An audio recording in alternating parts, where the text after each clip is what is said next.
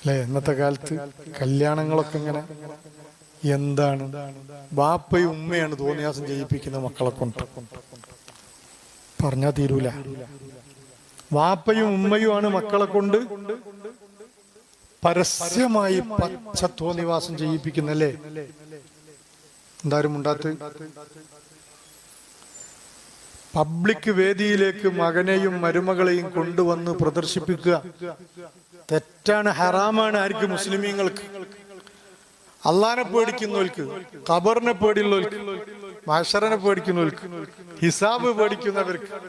അല്ലാതെ സാധാരണക്കാർക്ക് പ്രശ്നമൊന്നുമില്ല.